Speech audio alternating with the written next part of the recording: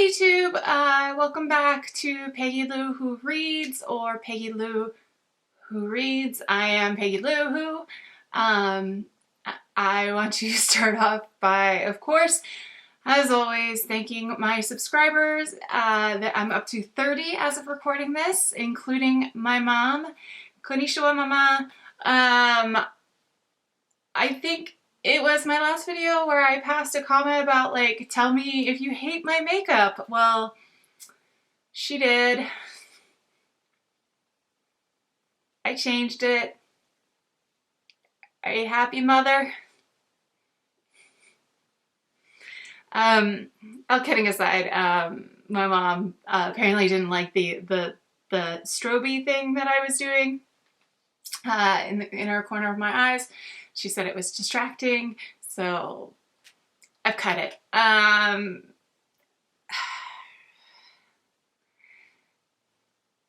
June was a year of a month. I'm not gonna lie. About 3/4 of the way through the month, things got really stressful and I slowed way down with reading, and I just didn't feel motivated to do any of this, to make any new videos or anything. So I guess I'm in a slump, but it seems kind of ridiculous to call it a slump when I've only really been doing this for a few months. But I thought once I get through June and got into July that I would settle down and I would get some of my energy back and get some of my motivation back and be able to focus more. To be perfectly honest, it doesn't really seem to be working out that way. I'm still struggling, and so I've decided to change tactics. And so here I am. I slapped some makeup on my face, and I sat down in front of the camera, and I'm here to do my June wrap up.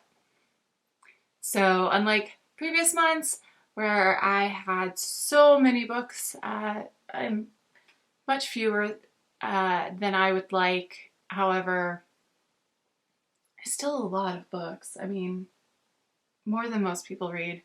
I guess I should not be too hard on myself, but yeah. So I'm faking it until I make it, and here I am. How's it going? That being said, let's just get into it. Okay, so I'm gonna do that thing again where I'm like 5 out of 5 honey pots for Winnie the Pooh, or something to do with the actual book, and give a rating that way.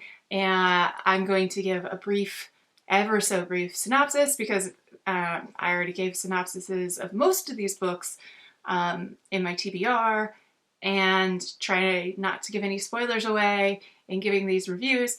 If you're interested in fuller length, more in-depth reviews, I kind of go into a little bit more detail on my Goodreads. If you want to follow me there, there is a link in the description. And yeah, let's go ahead and get into it.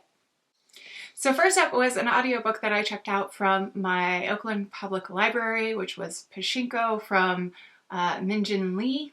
So this is a historical novel that follows several generations of a Korean family, starting just prior to World War II and going through World War II and up into the 80s, I think, or 90s.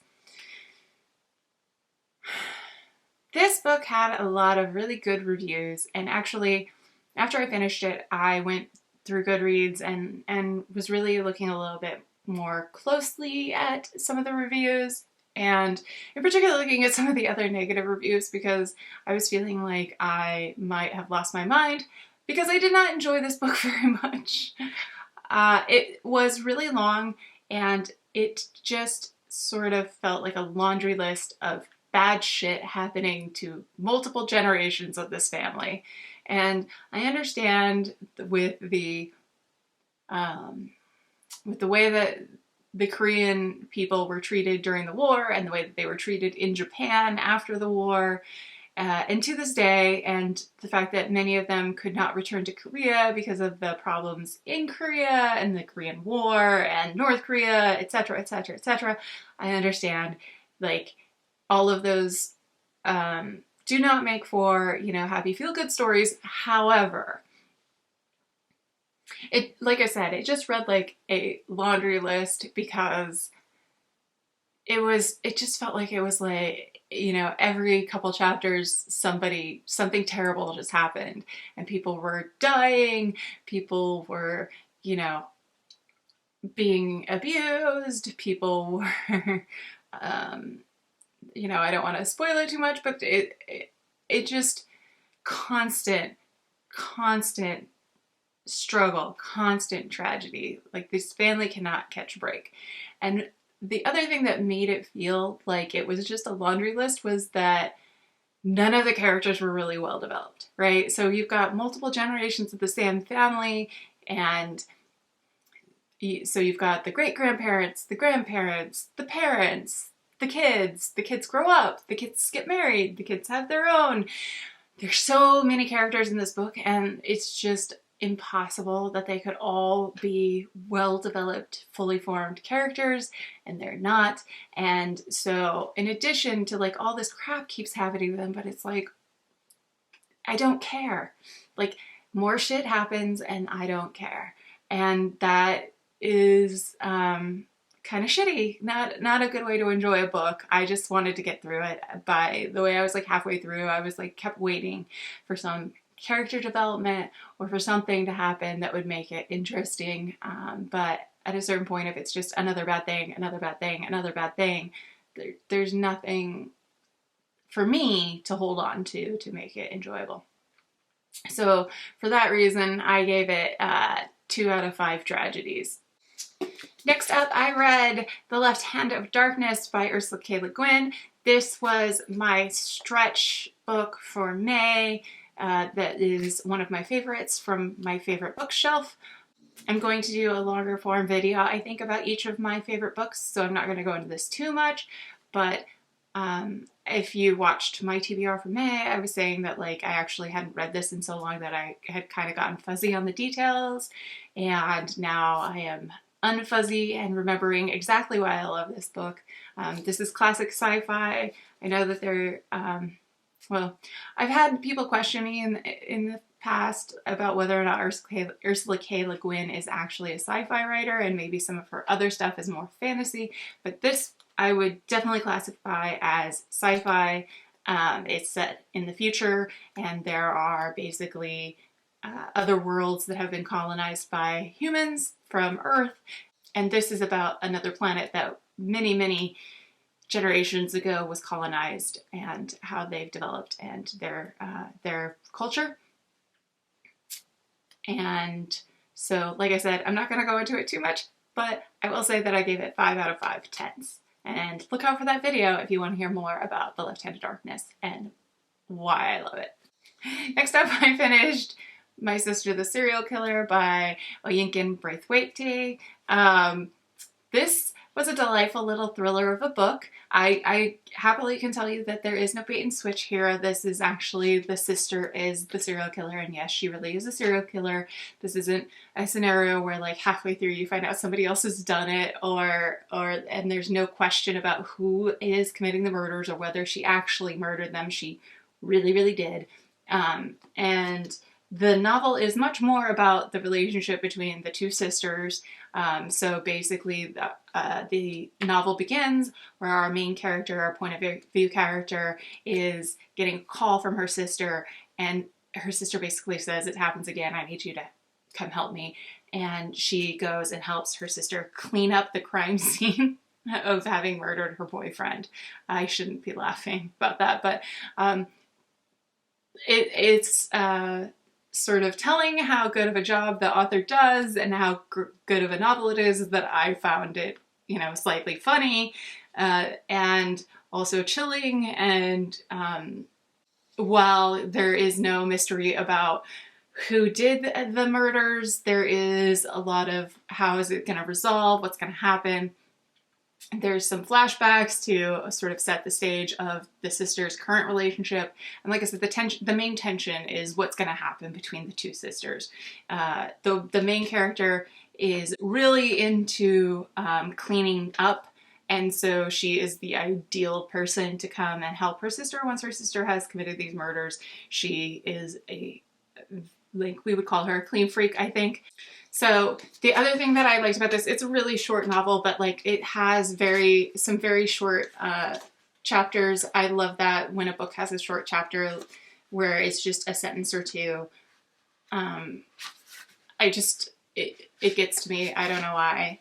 I like that. It sort of also helps set the pace of the novel. It kind of speeds it up in places. And, maybe it's because it is given away, right, in the title, who the murderer is. It doesn't need to be like a really long novel because we're not like trying to suss out clues of who did it and whatnot. Really liked it. So I really enjoyed this book, and I would give it 4 out of 5 cleaning products. Then I finished up reading Ariadne from Jennifer Saint. I finally figured out how to say Ariadne after reading the entire novel. I think I got it. So reminder, this is the story of Ariadne, who is the sister of the Minotaur from Greek mythology. She's the daughter of Minos. Basically, she helps Theseus to defeat the Minotaur and runs away with him, then is abandoned by him, and then becomes the wife of Dionysus, the Greek god of wine and merrymaking, basically. I really like this concept of the retelling of a Greek myth. I, like so many other people, had gone through my Greek mythology stage. I feel like we all have like a dinosaur stage, a Greek mythology stage. Maybe there's a few others. And so I didn't remember specifically this myth. It's not one of the ones that I really latched onto.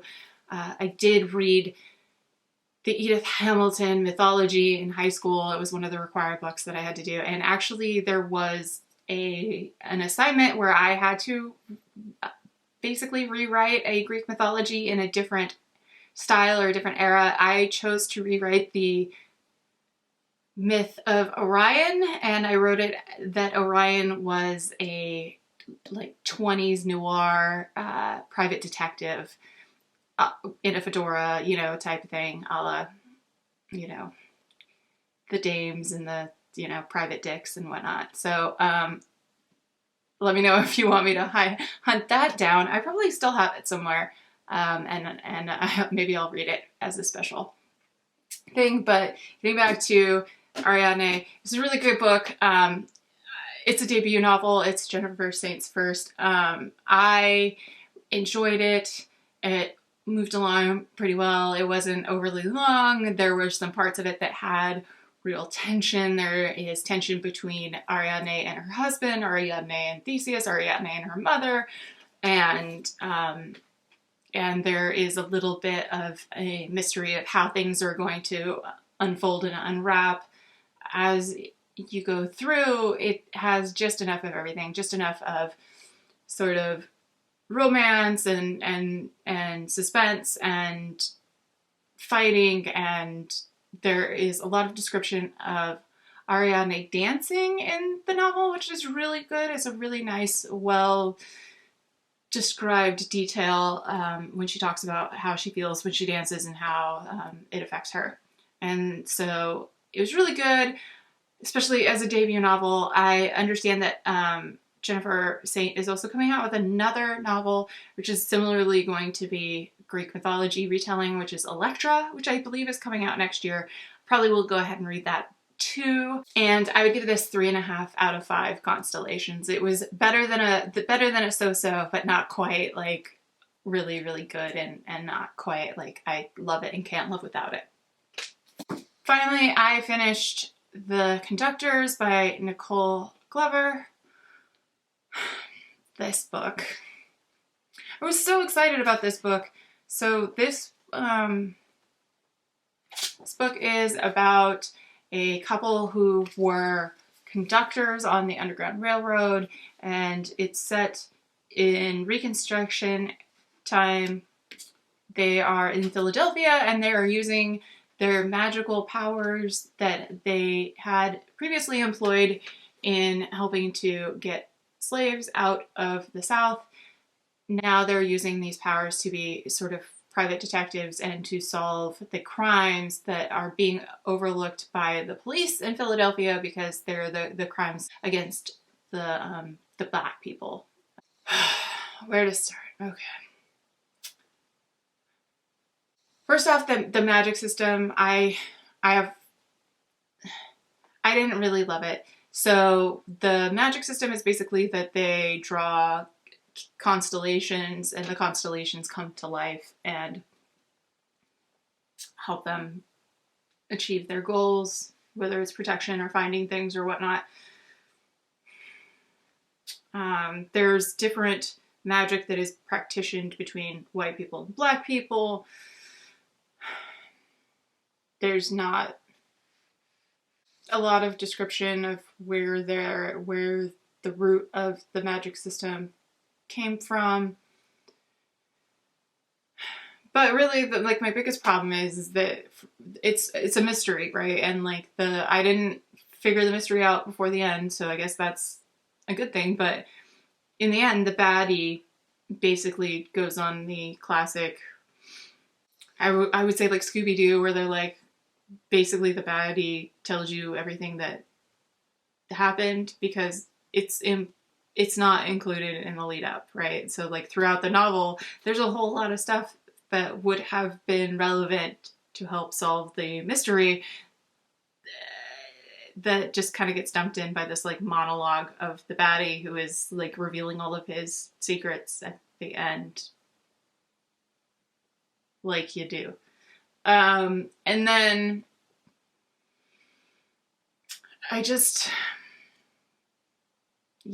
so that was my main thing. Like, I just didn't really feel like it was a mystery that you could figure out. And then also the whole point is that the main couple are supposed to be so observant and clever and good at solving crimes.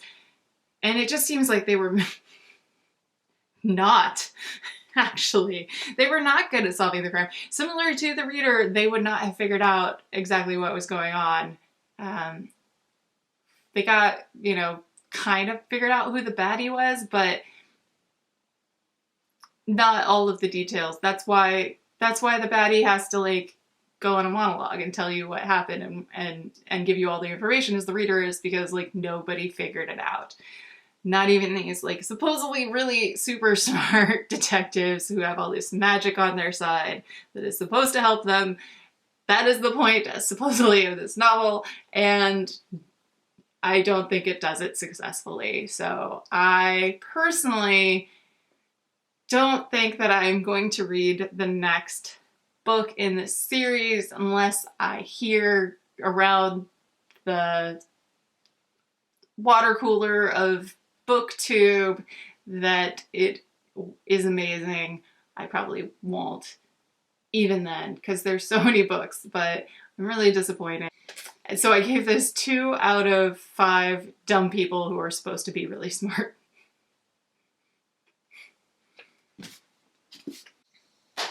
That was it. Those were the books that I finished in June. So I still have several books that were from my previous TBR. I'm still slowly working my way through My Own Words by Ruth Bader Ginsburg. TMI real talk. I mean, it's my toilet book, okay? Like, I don't spend that much time in the bathroom, but I read a little bit every day. And then I'm halfway through Son of the Storm by Suyi Davies Okungbawa. I hope I'm saying that right. And so I feel like I can finish the plot in July, and you will hear about this in my wrap-up for July.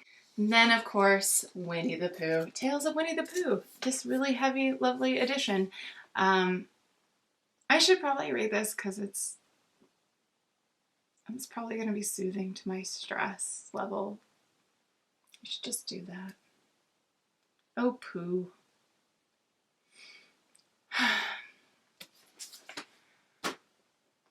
thanks for coming to check out my video.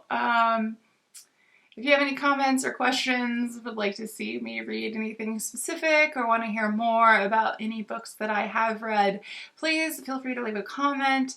I would love it if you would like and or share this video with any of your friends or family who are into books. As always, I'm going to beg you to subscribe, because though I love my 30 subscribers, I would love to have 50. And who knows, maybe someday if I get up into bigger numbers of subscribers, maybe I'll start setting little goals and prizes for us all if I meet certain milestones of subscribers. And until I see you next time, read well.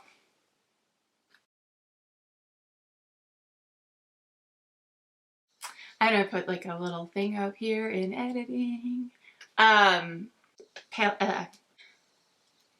Checks the notes.